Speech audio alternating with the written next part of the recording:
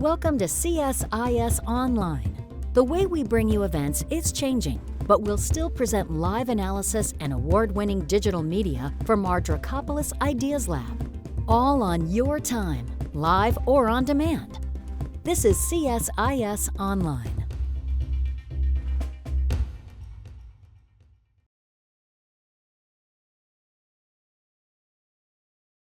Buenos días a todos. Yo me llamo, bienvenidos a todos, me llamo Gladys McCormick y tengo la cátedra subvencionada de las relaciones México-Estados Unidos de la Escuela de Maxwell de Ciudadanía. Muchísimas gracias por unirse a nosotros para repensar la seguridad de camino a la cumbre de las Américas 2022. Hablemos de algunas logísticas. Este evento durará aproximadamente 60 minutos, siguiendo la conversación o la ponencia de los panelistas. Tendremos preguntas y le pedimos a la audiencia que por favor dé sus preguntas presionando el botón que haga las preguntas Ask Questions Live, hagan las preguntas en vivo. Tendremos interpretación simultánea. Ahí abajo en la pantalla Zoom pueden hacer clic y seleccionar el lenguaje en el que quieren escuchar. Interpretación simultánea para la audiencia hispanohablante. Para escuchar el evento en español, por favor, haga clic sobre el icono del globo que encuentra en su pantalla y que dice Interpretation y elija español. Again, good morning. Nuevamente, buenos días. Entonces, los problemas de seguridad grandes en las Américas, como las redes internacionales de drogas y la desinformación, no respeta ninguna fronteras y tiene impacto en la desestabilización de la región, la corrupción y la migración. En el 2022, esta cumbre provee una oportunidad única y considera la seguridad que va más allá de proteger las fronteras y también habla de preocupaciones de seguridad. Anticipando esta cumbre de las Américas, los actores del gobierno, el sector privado y la sociedad civil también hablan de diferentes amenazas en el hemisferio para crear una agenda en la cumbre. La seguridad sin duda es una de las prioridades principales del hemisferio. Hoy tenemos a un panel distinguido de ponentes. Ellos compartirán sus vivencias con respecto a las redes transnacionales y también de cómo puedan influenciarse los tomadores de decisiones en la cumbre para asegurar esta cumbre. Ahora tenemos la primera panelista, la señora Nuria Espart, que es la exministra de Defensa de Perú del 2020-2021. Ella había sido ministra de Defensa del 2020 al 2021. También es la primera mujer de haber sido la ministra de Defensa en Perú y también de Defensa en la Administración Pública. Nuria, gracias por estar con nosotros. El segundo panelista, la señora Alexandra Winkler, es asociada senior del Programa de las Américas. Ella estuvo en el Atillo, en las 5 municipalidades de Caracas, Venezuela. Tiene más de 10 años de experiencia en los sectores públicos y privados en áreas como la comunicación estratégica y el desarrollo estratégico. Alejandra, muchísimas gracias por estar con nosotros el día de hoy. El tercer panelista del día de hoy, el señor Alejandro Hope, es un consultor de seguridad y es un socio de GEA, Grupo de Economistas y Asociados. El señor Hope tiene más de 30 años de experiencia en políticas de defensa y servicio en el gobierno de México. Él es experto, un perito en asuntos de defensa, de cooperación de seguridad multilateral y bilateral y de inteligencia civil. Alejandro, gracias por estar con nosotros. Enmarcaremos esta conversación para evaluando los impactos de la migración, las organizaciones transnacionales criminales, el COVID-19 y la inestabilidad en el hemisferio. Ofrecerán recomendaciones específicas para los tomadores de decisiones para la cumbre de las Américas del 2021. Nuria, te paso la palabra. Muchas gracias, Gladys, por la presentación. Gracias por la invitación a CSIS y un gusto conocer a los panelistas también que nos acompañan esta mañana. Bueno, en primer lugar, lo que quiero es llamar la atención de qué es lo que vamos a conversar acerca de seguridad, que es una situación, ¿no?, que alcanzan los estados, en la que está garantizada la soberanía, la independencia, la integridad territorial. Eso dice, por ejemplo, la Constitución peruana. También el Estado constitucional y la seguridad, por supuesto, humana, ¿no? Y creo que este tema es muy, muy importante porque tenemos que entender que en este momento en personas es el centro de nuestra preocupación, tienen que ser las personas y la alta vulnerabilidad de las personas en este momento en particular. No solamente en algunos países de la región, creo que como bien se ha mencionado al inicio de este webinar, nosotros ya estamos hablando de temas transnacionales. Los problemas de uno pues afectan a otros, un poco parafraseando este símil que alguna vez se utilizó, pues bueno, alguien estornuda en Argentina y Canadá se resfría ahora. Entonces, creo que tenemos que pensar en América Latina, o en América en general, perdón, en América, en el continente, como una entidad donde lo que necesitamos es proteger a las personas de esta alta vulnerabilidad que enfrentan debido a todos estos problemas de seguridad y defensa, que suelen ser multifacéticos, es decir, de varias capas, ¿no? De muchas dimensiones. Suelen ser además multicausales, es decir, que son poco claras, poco precisas. Además, tampoco podemos medir la magnitud exacta, eso depende mucho de en qué lugar específico del continente estemos. Además, hoy en día, como mencionaba hace un momento, las amenazas están más globalizadas, tenemos una suerte de interdependencia y vulnerabilidad mutua, ¿no? Tenemos además una situación multiactor, es decir, hay una trama de interrelaciones en el continente a las cuales tenemos que estar atentos, y además, obviamente, el tejido social del que somos parte. Entonces, creo que hay muchísimos desafíos que tenemos que enfrentar como continente respecto a la seguridad y defensa. En general, creo que esto es una extraordinaria oportunidad para que podamos preparar, como dice el título del webinar, preparar el camino para la Cumbre de las Américas del 2022, que creo que va a tener que ver un poco más que las amenazas que siempre hemos considerado, es decir, la vulnerabilidad territorial, etcétera. Tenemos que ver también cómo va a ser nuestro continente después de esta pandemia, que todavía estamos sufriendo muchos, cómo va a ser nuestro continente por la alta interdependencia de crimen internacional, de drogas, etcétera. Entonces, yo no quiero avanzar mucho más porque hay preguntas seguramente muy específicas al respecto, y te paso nuevamente la palabra, Gladys, para que sigas. Muchísimas gracias, Nuria. All right, so we next go with Alexandra. Ahora vamos Thank con you, Alejandra. Gladys, and thank you to CSIS and all the Americas program No se for escucha, the tiene el opportunity to be a micrófono part of this apagado. panel. I think we're having a little bit of problems with the audio. ¿Hay problemas con tu Can you hear audio? me? Not yet. No se escucha. Hello? I think you should be good. Okay, Alexandra, can you try again? ¿Puedes Yep, intentarlo can you hear nuevamente, me? Alejandra? Still, sorry. Still can't. Hi. No.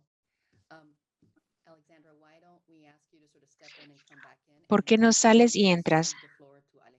Y mientras tanto le cedo la palabra a Alejandro. Alejandro, puedes continuar. Sí, puedo continuar. Muchísimas gracias al CSIS, muchísimas gracias a todos los organizadores que han hecho este evento posible. Muchísimas gracias a mis compadres y muchísimas gracias a todos conectados en este webinar. Déjeme tratar de brevemente describir lo que ha cambiado en la última Cumbre de las Américas del 2018 de manera a grandes rasgos, ¿no? Algo que es fundamental es el asunto de lo que hemos tenido en años recientes, es la influencia que se ha que ha dejado de crecer, la influencia de los Estados Unidos en Latinoamérica. Por ejemplo, China,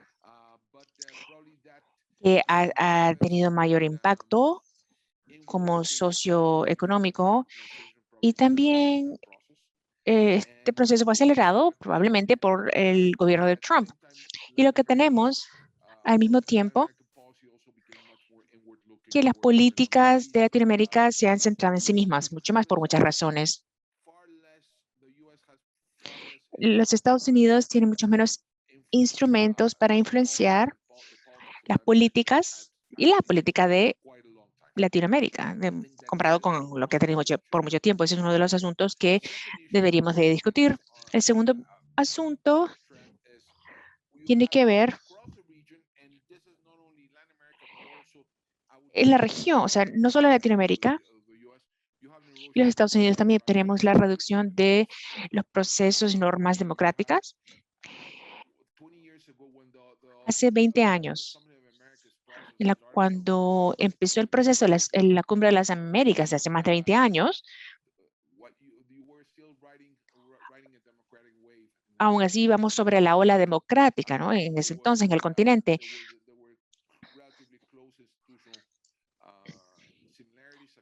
Habían bastantes similitudes en la región y teníamos el compromiso a las instituciones democráticas. Eso ya no es lo que está ocurriendo ahora. Lo que hemos visto es el aumento de las políticas extremistas de la región, el aumento de las políticas no establecidas y el centro básicamente no se está manteniendo, ¿verdad? Mira lo que hemos visto en Chile. Vemos a una elección súper polarizada en un país que era el ejemplo de las políticas estables en Latinoamérica. Esto es algo que está ocurriendo en la región. Tenemos el populismo. Eso significa diferentes cosas en diferentes países, pero esa es la tendencia principal con respecto al análisis de la seguridad de las Américas. Y la perspectiva de la seguridad misma ha cambiado. Los mercados el mercado laboral ha cambiado con respecto al volumen y el valor. Lo de las drogas ya no va de norte a sur, no tiene esa dimensión de norte a sur simple. No solo es los colombianos o peruanos enviando cocaína a los Estados Unidos a través de Centroamérica o México y el Caribe. Eso ya no describe el negocio de las drogas apropiadamente. Es un asunto mucho más complicado. Hay un comercio de sur a sur. El Brasil parece que es un gran consumidor de la cocaína. México también va por detrás. Tenemos el aumento de la metanfetamina, las drogas sintéticas, ¿no? La metanfetamina, el fentanol, las exportaciones a otras regiones, a Europa, a Asia, todo se está convirtiendo en algo mucho más complejo con respecto al mercado de la droga. También con respecto a la migración, yo creo que el asunto de la migración ya no son cientos de personas que están tratando de entrar a los Estados Unidos, latinoamericanos que están tratando de entrar a los Estados Unidos. Tenemos migración intra-latinoamericana y refugiados. En el caso de Venezuela, por ejemplo, es algo bastante importante en ese sentido. Tenemos mucha inmigración o migración extrarregional que viene a los Estados Unidos. Las políticas migratorias en los Estados Unidos se han vuelto mucho más tóxicas. Entonces, es muchísimo más difícil para que esto se haga parte de una agenda amplia multilateral. Y también tenemos las políticas en muchos países de Latinoamérica. Nuevamente, miremos a Chile. La estrella brillante de este proceso es el candidato de derecha. Tiene esa política antimigratoria, ¿verdad? En eso se está basando su campaña electoral. Yo creo que los retos que encarábamos hace 20 años, incluso hace 4 años, han cambiado mucho. Tenemos un proceso de actores extrarregionales, en particular China y Rusia. Tenemos el aumento de la ciberpolítica. Por ejemplo, el uso de las redes sociales y los ciberataques como una herramienta de políticas. Ese será el caso hace unos años y se ha aumentado mucho más.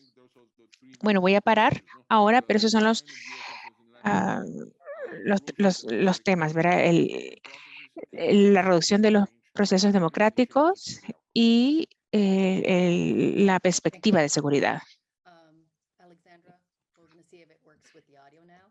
Can you hear me now? Yes, we can. Great. ¿Ya Sorry me for pueden escuchar? Sí, muchísimas gracias y perdón por los problemas. Muchísimas gracias por el programa, para invitarme, para ser parte de este panel. Creo que todos podemos estar de acuerdo. Lo que pude escuchar de Alejandro y Nuria, que Latinoamérica tiene una crisis de seguridad en este momento y hay señales de aviso, que hay mucha violencia y vulnerabilidad y que va a seguir siguiendo esto si no se hace algo y sin ir país, por fronteras. El ambiente regional es muy importante. Chile ha también sufrido de mucha violencia, también en el norte, Triángulo, inmigración en la frontera de México y Estados Unidos. Nicaragua sigue sufriendo con el régimen de Ortega y el lunes vimos que los activistas de Cuba tuvieron que quedarse en sus casas porque no les permitían hacer protestas. Así que la democracia está siendo amenazada dependiendo en lo que veamos en Colombia. Y tenemos a Andrés Manuel López Obrador y en Argentina que están confrontándose en ideas muy centrales. Y no se nos puede olvidar también los 22 años de Venezuela, de la crisis humanitaria que sigue cayendo. Así que creo que la conclusión más grande en este momento en el panel es que las dinámicas de Latinoamérica son muy complejas y la evolución de la sociedad a través de los años, pero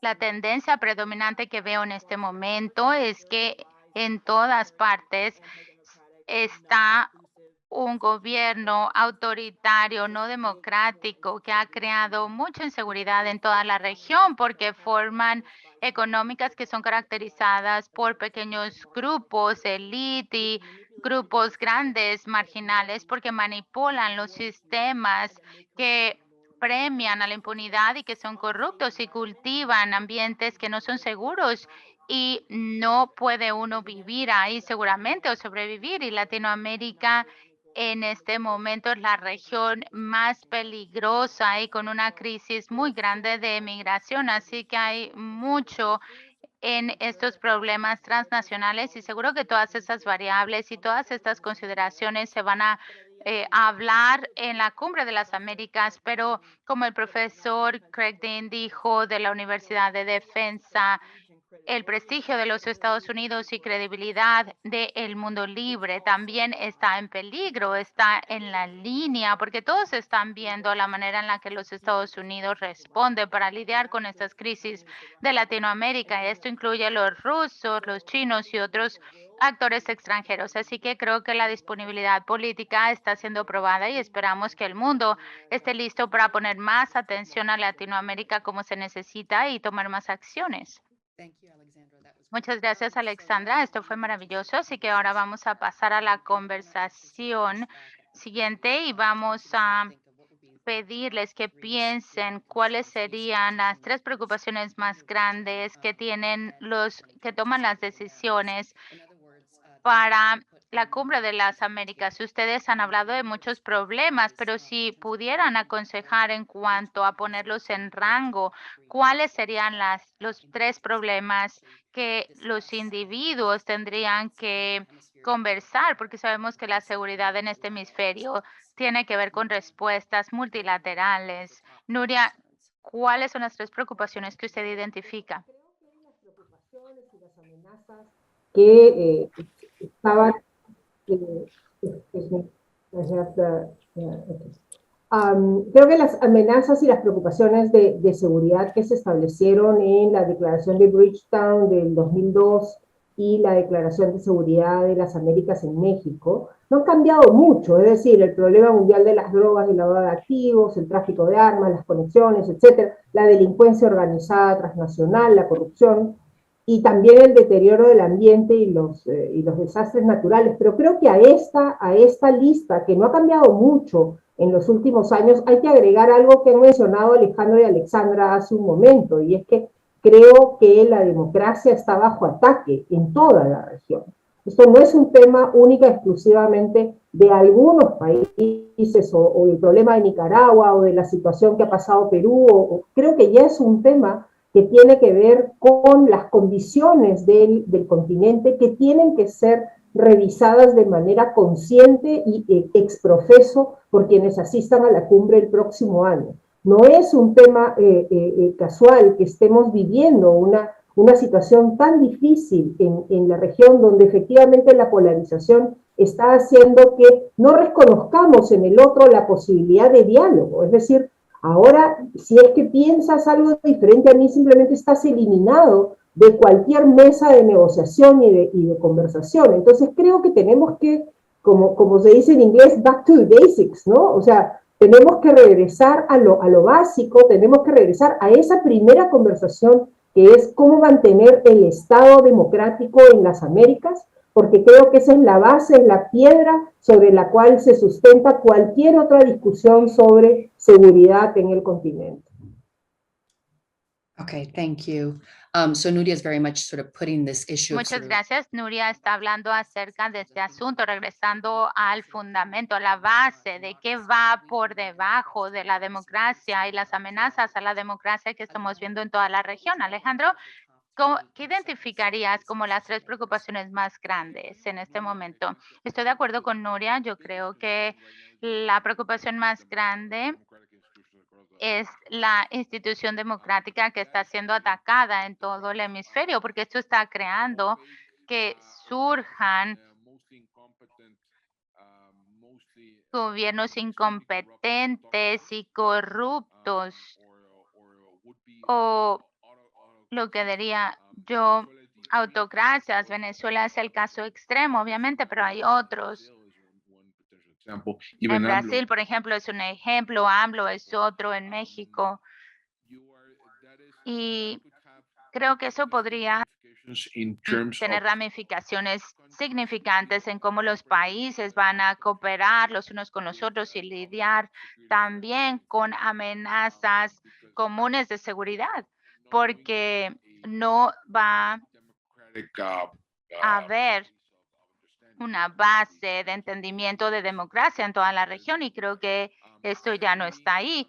Segundo, creo que hay también un riesgo en cuanto a varios países, en cuanto a protestas y potencialmente la guerra civil, a lo mejor en Venezuela, y ramificaciones posibles en Cuba. Y creo que esto podría desestabilizar la región, y no sé cuáles son las probabilidades que haya entre las demostraciones y el gobierno de Maduro, porque eso no está saliendo bien. Así que, en tercero, yo diría que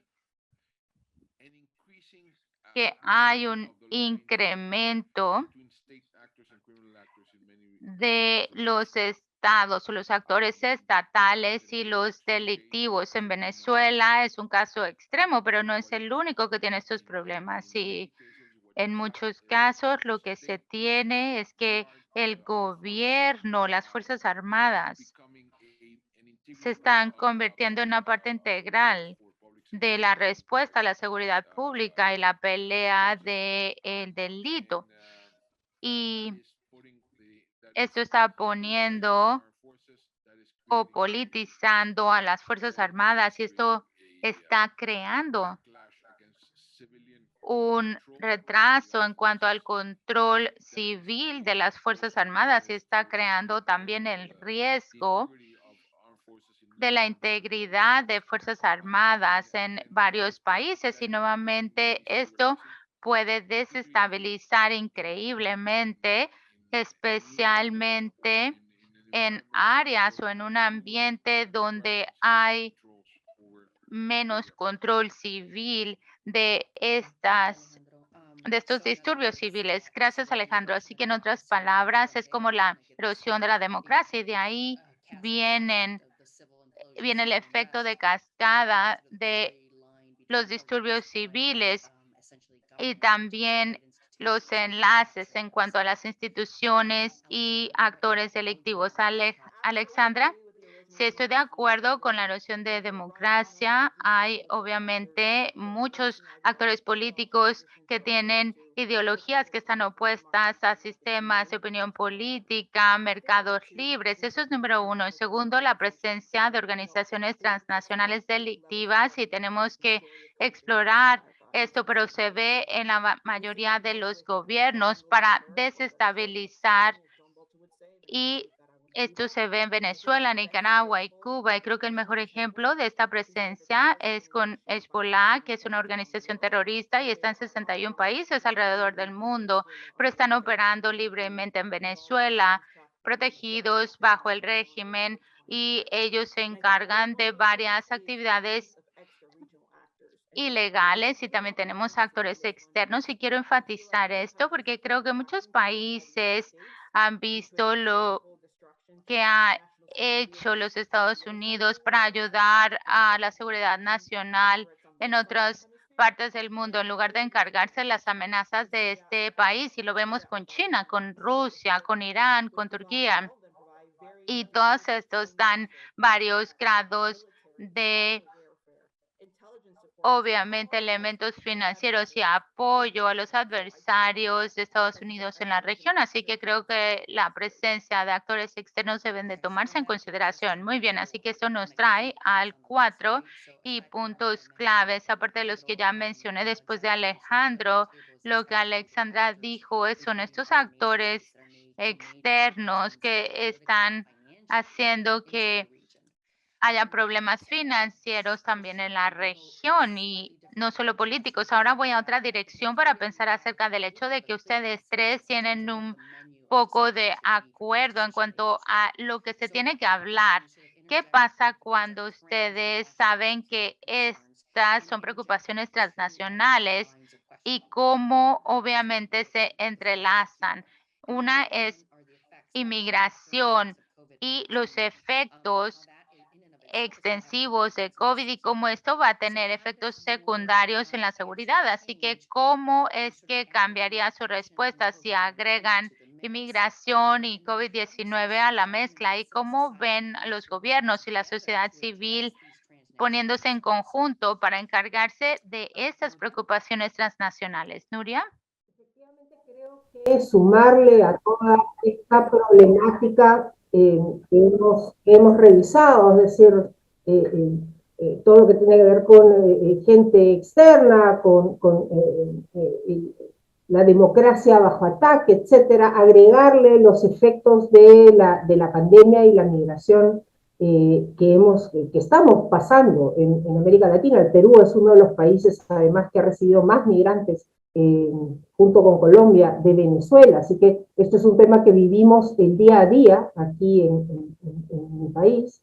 Yo creo que definitivamente hay que poner dentro de este menú de discusión cuáles van a ser los efectos de largo plazo de estas medidas, porque de nuevo, esto no es un tema que las personas salen de Venezuela y terminan en Perú, en Chile o en donde terminen, sino es un tema más bien de discusión regional, que tiene que ser respondido de manera regional, porque algunos países que ya tenemos un problema sanitario, bueno, casi todos, que tenemos un problema sanitario encima, la migración, por ejemplo, en particular, se ha visto como un problema de país y no como un problema regional. Y creo que esto es un tema, un asunto que tenemos que enfrentar colectivamente.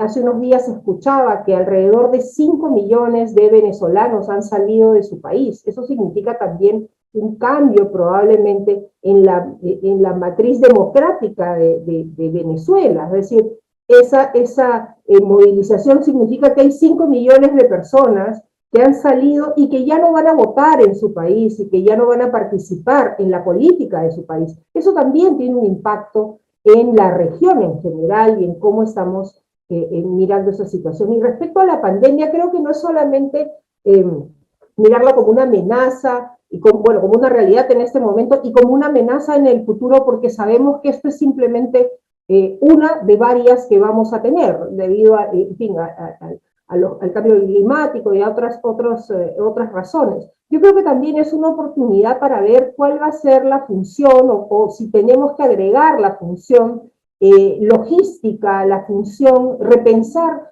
la función de las fuerzas de seguridad en América Latina, porque creo que en esta pandemia en particular, el rol que han cumplido tanto la policía como las Fuerzas Armadas en cada país ha sido clave para enfrentar con éxito, con diferentes tasas de éxito, pero para enfrentar con éxito los efectos de la pandemia. Entonces, creo que todos estos temas, efectivamente, migración y pandemia, tienen que ser parte de la discusión de la cumbre, pero también el rol de otras, de las naciones en colectivo, que es un poco la pregunta que entendía Gladys, respecto a que esta problemática no respeta fronteras, ¿no? Esto es una problemática que cruza las fronteras.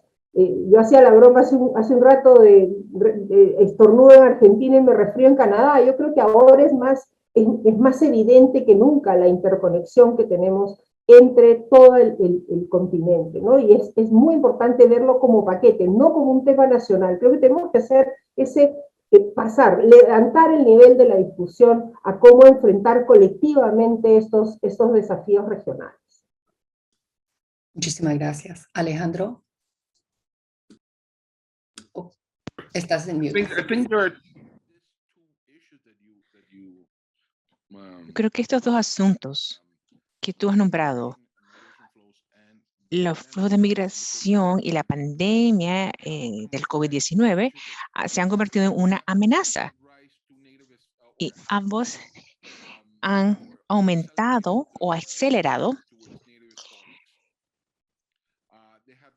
a las políticas, han hecho la integración económica que ha sido parte del proceso latinoamericano.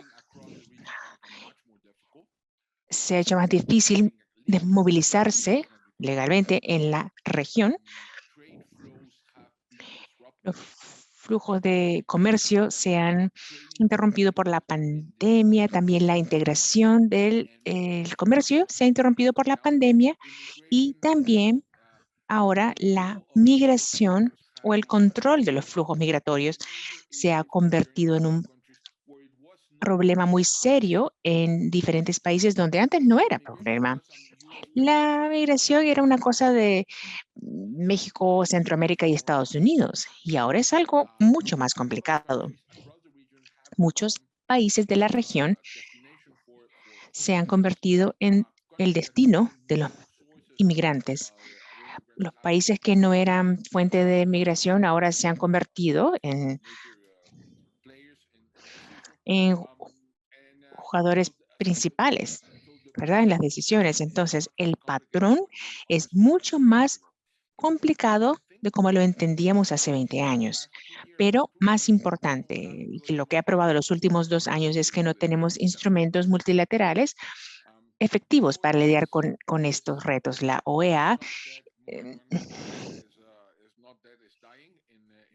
no, o sea, ya no es una manera adecuada para lidiar con estos desafíos. Algunos de los mecanismos de comercio intrarregionales están ya muriéndose, como Mercosur, CELAC, están convalecientes, ¿no? Como el Grupo Lima. Todos esos instrumentos ya no están, ya no existen de muchas maneras. Entonces, tenemos estos retos que están empujando a los países a enfocarse más en sí mismos y ya no tenemos las influencias externas. Entonces, yo creo que esto debería de llevarnos a el repensar un marco interamericano, panamericano. Gracias, Alejandro. Alexandra. Claro, yo creo que como dijeron Nuria y Alejandro, yo he aprendido que la mayoría de los problemas de seguridad tienen que tener este enfoque multilateral con respecto a la coordinación transnacional y regional, pero yo creo que a veces se nos olvida que las autoridades locales existen y que ellos juegan un papel tan importante para establecer ambientes seguros en sus ciudades. Por ejemplo, mi experiencia con el alcalde, las autoridades locales trabajan mano a mano y están en la línea a pie de guerra, ¿no? Entonces, podemos hacer recomendaciones a esos gobiernos específicos y locales. Por ejemplo, uno debe asegurarse que el plan de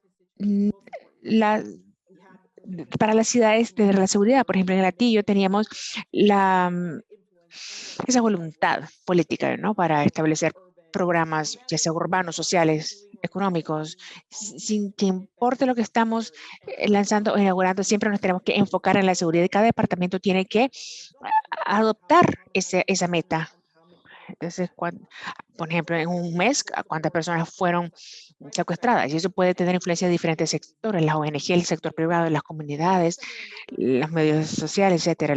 Otra recomendación sería que todos tenemos que poner de nuestra parte para confiar en la policía local. Y estaba leyendo anoche que el índice de ley y orden y decía que un gran porcentaje no tenía confianza en la policía, pero en Latinoamérica, el 49% de Latinoamérica. Y en Perú, como 40 y pico por ciento, en Venezuela 28%, o sea, tenemos que establecer ese lazo entre la comunidad y las autoridades policiales y asegurarnos que tengan suficientes inversiones. Y la última recomendación sería que tenemos que empezar a invertir más tiempo y recursos en capacitar a las comunidades para que se autoorganicen para la respuesta de seguridad. Por ejemplo, implementar diferentes programas de comunidad, por ejemplo, supervisión policíaca de la comunidad y rendir cuentas. En el Atillo la tenemos y promover, recaudar fondos para instalar cámaras en las comunidades. Yo creo que si una comunidad o vecindario organizado puede mejorar la percepción de sentirse más seguros en su comunidad. Gracias, Alexandra.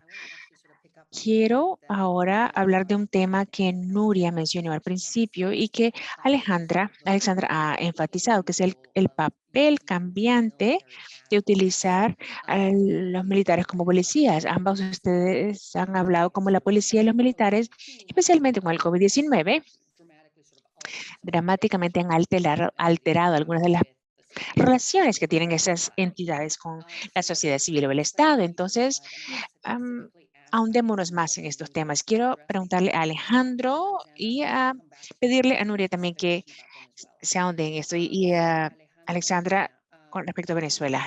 Alejandro y Nuria. Alejandro brevemente había mencionado las autocracias y la captura de las democracias y la debilitación de las democracias que hemos visto en general. Ahora, miremos esto desde el lente de lo que ha estado ocurriendo, cómo han estado utilizando los gobiernos, a los militares como policía y cómo esto ha impactado la preocupación, ¿verdad?, en la región con la seguridad. Y estas democracias tutelarias que hemos visto que están creciendo porque los presidentes están cooperando, ¿verdad?, con los militares. Nuria, ¿puedes empezar y luego pasamos a Alejandro? Dos cosas. Una primera que tiene que ver más con un tema de gestión práctica. La primera cuestión es que es un error, en mi opinión, absolutamente, hacer que las Fuerzas Armadas adopten un rol de policía. Primero por un tema sencillo de entrenamiento, es decir, las Fuerzas Armadas están entrenadas para lidiar con un enemigo y los ciudadanos no somos enemigos de las Fuerzas Armadas de nuestros países. Esa es una primera cuestión. El segundo tema, por supuesto, tiene que ver con el mal uso de nuestros impuestos, porque estamos poniendo dinero, digamos, para entrenar a las Fuerzas Armadas y para equiparlas de determinada manera, para que al final terminen saliendo a la calle digamos, para responder a desafíos de la seguridad ciudadana. Y eso tampoco es su tarea. Es cierto que en algunos países las Fuerzas Armadas pueden ayudar a restaurar el orden público, el orden interno, cuando éste ha sido vulnerado, ¿no? Digamos, por fuerzas de alguna manera enemigas, pero definitivamente seguridad ciudadana, lo que tiene que ver con lo que mencionaba Alexandra hace un momento, es decir, con el manejo de la ciudad, con el manejo que tenemos internamente de las relaciones entre las personas bajo ninguna circunstancia. Esa es mi opinión, digamos, la he sostenido todos estos años. Creo firmemente que cada cual tiene que hacer el trabajo para el cual ha sido entrenado. Pero hay un tema adicional, y es lo que mencionabas, Gladys, acerca de esta idea de las Fuerzas Armadas como fuerzas tutelares de los países. Y en los, digamos, y justo estoy haciendo una investigación acerca de estos temas, y vemos cómo en Latinoamérica durante muchos años las Fuerzas Armadas han sido consideradas como efectivamente institución tutelar de cada país. Y entonces, ante cualquier situación, lo que ocurría es que las Fuerzas Armadas tomaban el control. Y esto implica hasta tomar los gobiernos, por supuesto. Cuestión que obviamente ya en estos momentos, en este preciso instante o este nivel de la democracia que tenemos mayoritariamente en la región ya sería un poco impensable. Pero a mí lo que más me sorprende, y esto aquí voy a tomar un caso muy peruano, que ha ocurrido en la última elección, hemos visto civiles pidiendo a los militares que intervengan. Entonces, claro, ahora resulta, y digamos, he tenido la oportunidad de conversar con muchos militares peruanos sobre esta situación y ellos mismos estaban como muy sorprendidos del nivel de, quote unquote, ¿no? Hagamos pongámoslo en letra cursiva, del golpismo de los civiles. Es decir, los civiles cuando no tienen cómo resolver los problemas internos, cuando lo que les mencionaba al inicio, cuando no podemos reconocer en el otro la capacidad de tener una idea diferente a la nuestra y lidiar con ella, que finalmente eso es hacer política y es así como se toman las decisiones, pues lo que dicen es, hazte tu cargo, toma, ordéname la casa y luego me la devuelves. Entonces, esto mismo, esto es, para mí es una suerte de paradoja que era muy común en los países, sobre todo latinoamericanos, qué sé yo, hace 30 años atrás, en la cual los militares entraban a salvar las democracias. Sin embargo, esto ha habido un renacimiento de claro, por un grupo pequeño, es cierto, pero igual llama la atención que comienzan a salir estos grupos que piden la intervención de las Fuerzas Armadas como una idea de organizar las cosas, de poner orden debido a que se salen de las manos. Entonces creo que esto es parte de lo que hablaba, de lo que decía al inicio, creo que la democracia está bajo ataque y este es un síntoma más, que le estemos pidiendo a las Fuerzas Armadas que participen y hagan trabajo típicamente civil, tanto en seguridad ciudadana como obviamente en la participación del gobierno. Afortunadamente, quizás lo vemos un poco más adelante, pero en el caso peruano específico, las Fuerzas Armadas afortunadamente desde los años 90 hasta el 2000, en que hubo pues una situación muy difícil para ellos después de que salió el presidente Fujimori, han aprendido muchísimo acerca de su rol constitucional y ellos están más bien firmes en la defensa del orden constitucional. Y eso para mí, yo creo que eso es lo que hay que proteger, eso es lo que hay que relevar y sobre eso también hay que discutir, hay que ponerlo en la agenda, el rol de las Fuerzas Armadas y qué espacio cumplen dentro de cada uno de los países. Gracias. Alejandro, so I should tell you that this question in some ways comes to me, the idea of a Alejandro, tutelary. quiero decir que esta pregunta de democracia viene después del caso de Cienfuegos con Andrés Manuel Obrador, porque fue sorprendente ver la proximidad de AMLO y el ejército en México. Así que, ¿cómo se ve esto desde su punto de ventaja. El caso de mexicano es un poco como una anomalía en México porque no hemos tenido desde 1920 un levantamiento y insurrección militar. Así que el ejército realmente no había sido un actor político por un número de años hasta recientemente, pero lo que se ve ahora es que, y creo que no es solo algo de México, pero el ejército se ha llamado para llevar a cabo muchas tareas que antes que eran un trabajo de instituciones civiles, parcialmente por estas instituciones civiles, obviamente seguridad pública, pero la defensa civil también y la respuesta a desastres naturales. Aún la respuesta a la pandemia de COVID-19, creo que la mayoría de los países en la región usaron el ejército para llevar a cabo, cerrar y dar servicios médicos y suministrar las vacunas. Así que el ejército ha sido llamado para hacer muchas cosas que no estaban dentro de sus obligaciones tradicionales. Así que creo que eso es peligroso de muchas maneras, pero también es algo que tiene que ser o es popular de alguna manera porque las Fuerzas Armadas, con todas sus errores, tienen una tasa de aprobación. En México tal vez es el extremo porque tienen un gobierno militar muy abierto, pero es algo que ha traído apoyo político y los actores políticos realmente no confrontan al ejército. Así que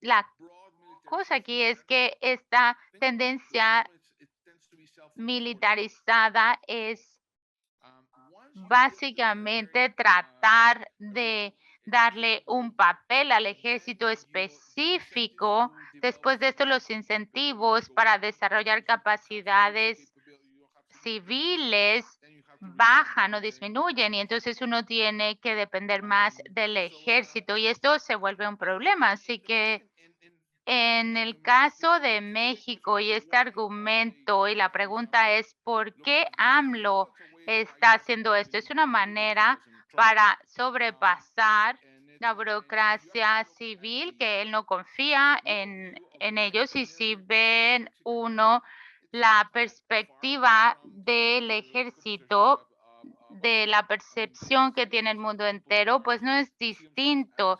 Se ven como fuerzas armadas de la revolución y una herramienta de progreso para las masas. Así que realmente no es un defensor de la soberanía y no va muy lejos de lo que piensa y la ideología de AMLO. Y para ellos es el número de incrementos de tareas que tiene ahora el ejército y la seguridad pública. Ahora ellos construyen aeropuertos, distribuyen vacunas, gasolina, y es una manera para sobrepasar los controles civiles y creo que esto ha sido una tendencia también en toda la región porque hay un presupuesto pequeño para la defensa, pero un gran presupuesto que va al ejército de muchas maneras y creo que esto también debilita el control civil por el control que tiene ahora el ejército. Alejandro, agradezco esto y creo que valoramos esto y la relación entre presidentes, no solo en México, pero esto lo vemos en otros lugares, que el ejército está sobrepasando a los civiles. Ahora voy a venir a una pregunta que hizo alguien en la audiencia y se la voy a hacer a Alexandra. Alexandra, una de las preguntas que tenemos aquí y quiero que hables de esto porque mencionaste la presencia de actores regionales y mencionaste China y otros, pero vamos a ver la influencia de China en la región. Hay evidencia de que hay una colaboración con acuerdos de comercio que van a mejorar en los próximos 20 años, dando la influencia de otros actores transnacionales como China. Los acuerdos de comercio van a ayudar con esto. Creo que es una posibilidad, pero creo que lo primero que tenemos que hacer en Venezuela en cuanto a China es que estamos creciendo.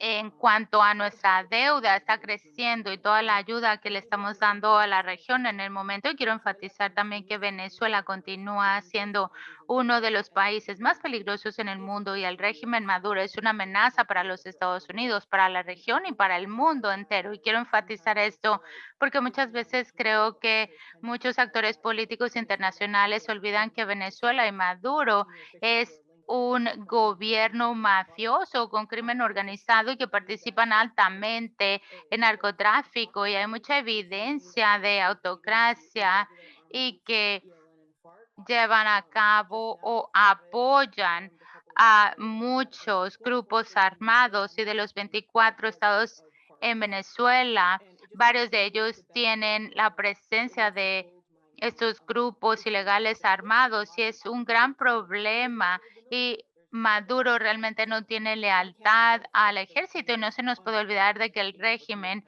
está bajo investigación por cometer varios delitos. Así que esto muestra cómo China, Turquía, Irán, Rusia están apoyando esta línea de delitos porque Maduro ha encontrado una manera para hacer que la violencia y los delitos sea una política del gobierno para mantener control y presión de su población. Y antes de terminar, quiero recalcar esta figura que es una locura. Aparte de la pandemia, la violencia de Venezuela ha tenido 11,000 homicidios en el 2020 y alguien me dijo, bueno, eso es bajo.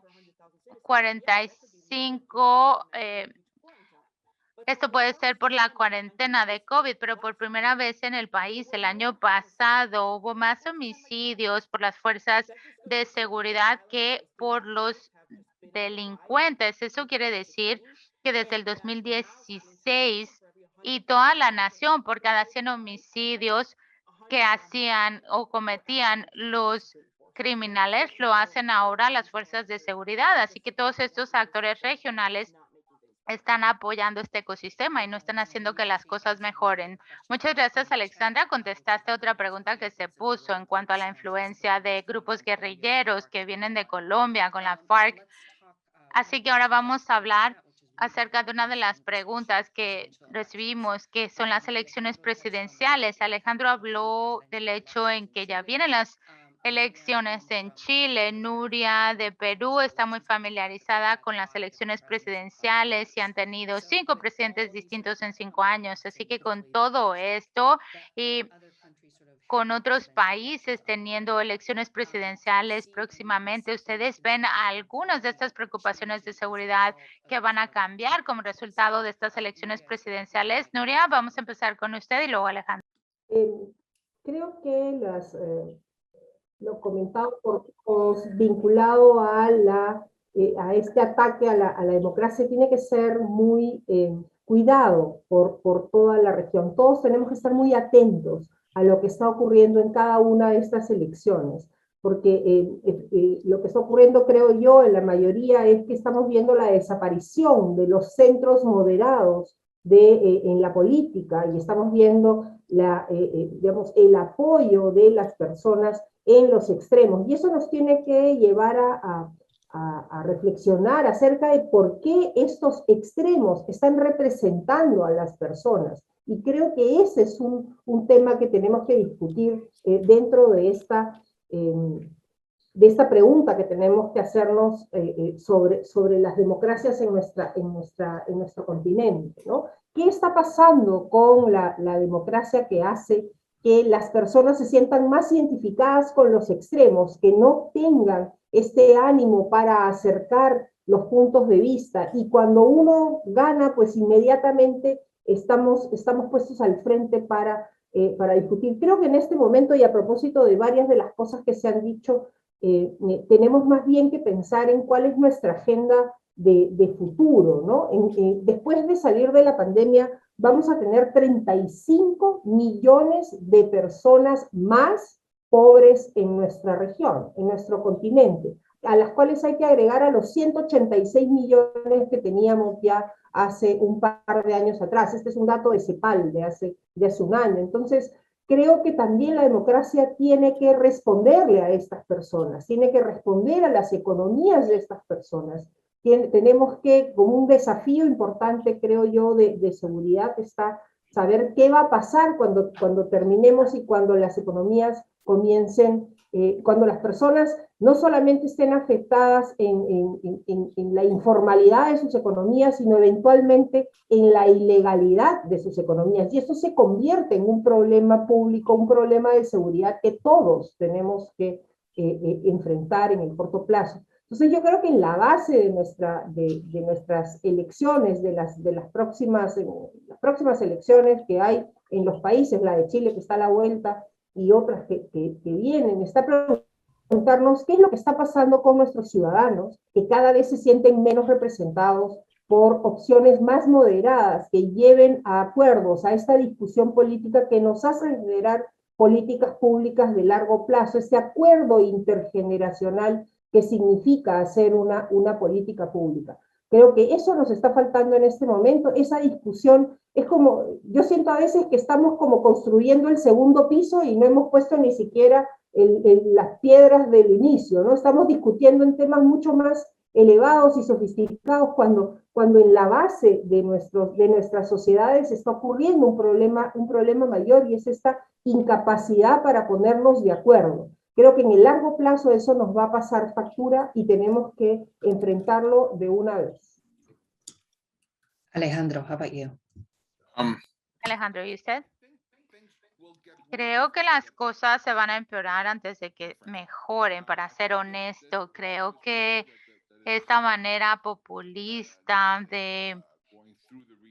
está ocurriendo en la región tiene que quemarse completamente y creo que muchas cosas pueden salir mal en los próximos 2 o 3 años. Creo que muchos de estos van a caer. Creo que Colombia va a ser el siguiente, luego Chile con los extremistas que puedan ganar el poder y Colombia podría seguirle. Y creo que no vamos a ver pronto que regresemos a un consenso de regresar a gobiernos moderados y políticas amistosas en la región. Creo que vamos a regresar a ese consenso, pero no pronto. Y creo que todavía vamos a pasar por una era difícil. Las elecciones en Brasil van a ser extremadamente complicadas. En México en el 2024 creo que también. Así que no veo realmente y honestamente que se regrese pronto a un consenso más moderado y creo que esto va a impactar negativamente a la región y la seguridad en la región. Muy bien, Alejandra, tenemos un minuto nada más. ¿Cómo terminaría con las elecciones? Yo creo que las elecciones o cualquier persona que se esté preparando para la cumbre de las Américas, creo que yo les daría la recomendación de que no se les olvide que la democracia está en riesgo y las geopolíticas también están en riesgo en esta parte del mundo y esto es algo grave, problemática y no va a desaparecer y requieren tiempo, atención, inversión pronto. Así que una solución de seguridad que no tenga que ver con las dinámicas de poder no va a ser sustentable. Y esa sería mi recomendación. Creo que entonces ya se nos acabó el tiempo y quiero decir que podríamos seguir hablando, pero hay mucho que decir, así que quiero darle las gracias a los 3 presentadores, Alexandra, Nuria y Alejandro, por sus comentarios tan generosos y también agradecer a nuestra audiencia y participantes por asistir con nosotros mientras teníamos esta conversación y esperamos que les podamos dar un poco de guía a los que van al Cumbre de las Américas en el 2022. Así que muchas gracias.